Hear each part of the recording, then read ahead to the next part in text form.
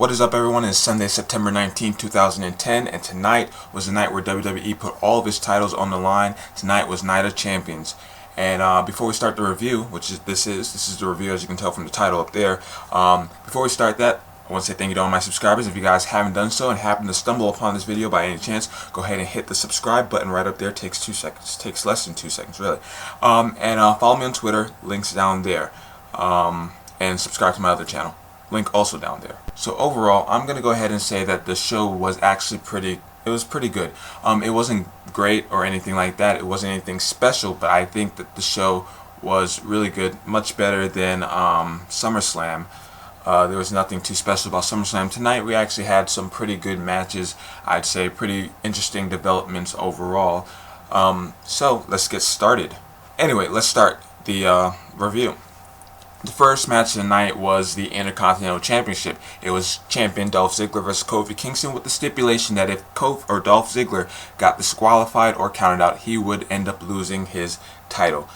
This match, we've seen it a lot on SmackDown. A lot of people say that, and we have seen it a lot on SmackDown. These two put on pretty good matches pretty good matches. I can't talk on SmackDown. Tonight was another one of those matches. It wasn't better. I think WWE should have did more to make it feel a little better, because really we could have seen this on SmackDown any week.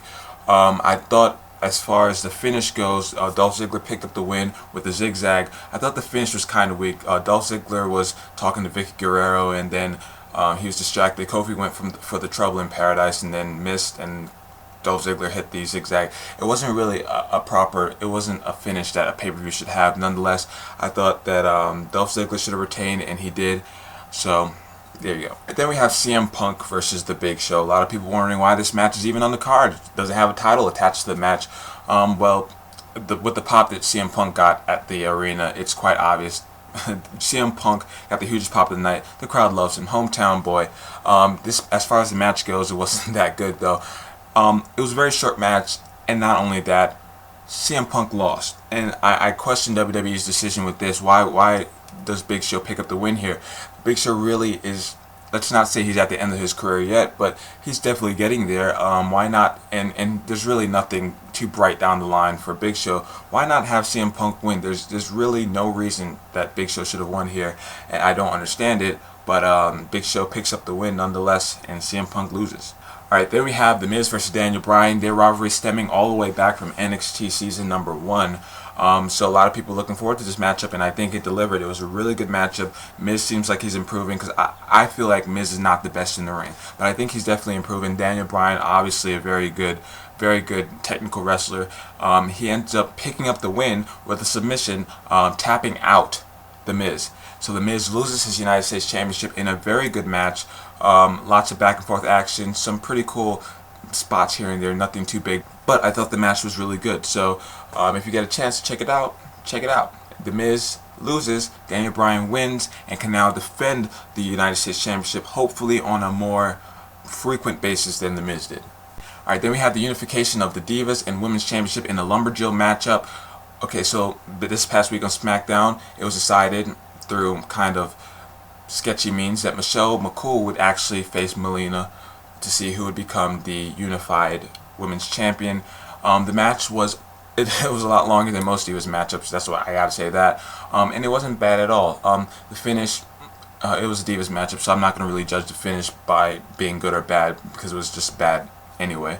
Alright, so the finish happened when Michelle McCool was getting beat up outside, and Layla basically attacked Melina, provided the distraction. Michelle McCool got back into the ring and kicked the crap out of Melina, picked up the win, and Layla and Michelle McCool are back to being friends, and they're the new co-women's champion. So, good job. I got it right. Then we have the match for the World Heavyweight Championship from Friday Night SmackDown. We have Kane versus Undertaker, and Undertaker wasted very little time in getting the match started. It started on the ramp, went to the ring, went to the ringside, got a little bit in the crowd, came back to the ring. Kane picks up the win when he reverses Undertaker's tombstone into a tombstone of his own, picks up the victory, still is the World Heavyweight Champion. Undertaker basically is demolished, can't even walk. My hope for this feud is that hopefully Undertaker starts to regain some of his, strength and power, because I definitely think that one of the reasons why Undertaker was always so much more popular or dominant than Kane is because of his interesting offense. His offense is a lot more fun, fast-paced, I guess, more out there than Kane. Kane is kind of boring on offense. And so, with Kane dominating most of this matchup, it just kind of came off a little boring, but they did take it around the arena, around the ring side, and I think that helped a little bit. But overall, I think even though this match was good in my opinion, I think it could have been helped better if Undertaker wasn't so, beat down. Alright, then we have the Tag Team Championships on the line. It wasn't announced before, but we find out that it's going to be Tag Team Turmoil. 5 tag teams vying for it in a kind of elimination style. Okay, so we start off with the Hart Dynasty and the Usos.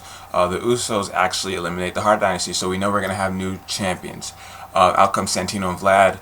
Usos eliminate them. Out comes Evan and Mark Henry. Weird tag team right there. They actually pick up the win.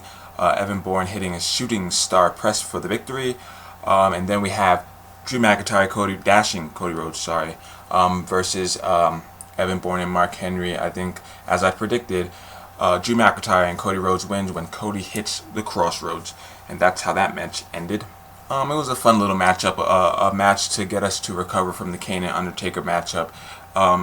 Nice short little match. I'm not going to gripe and complain over that matchup. It wasn't bad by any means. So then we have the main event of the night, 6-pack challenge for Monday Night Raw. We have Chris Jericho, Edge, John Cena, Randy Orton, Wade Barrett, and the champion Sheamus. And this matchup was good. So in order of elimination, I can't even remember who got eliminated. Oh, actually, I can remember who got eliminated first, because this was one of the big points that I saw a lot of people on Twitter about. Chris Jericho gets eliminated very early with an RKO by Randy Orton, and a lot of people are angry about this. I say, calm down. It's it's not that serious, people. I do think that WWE shouldn't have had it so that Chris Jericho got eliminated almost immediately in the matchup. It really didn't take that long. I think people should calm down from that fact.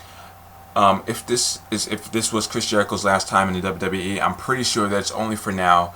And if you're gonna stop watching WWE from this, then I mean, I understand people's anger with the way that they maybe treated the loss by Chris Jericho or the elimination, but it's just not that serious. Hope I didn't offend anybody.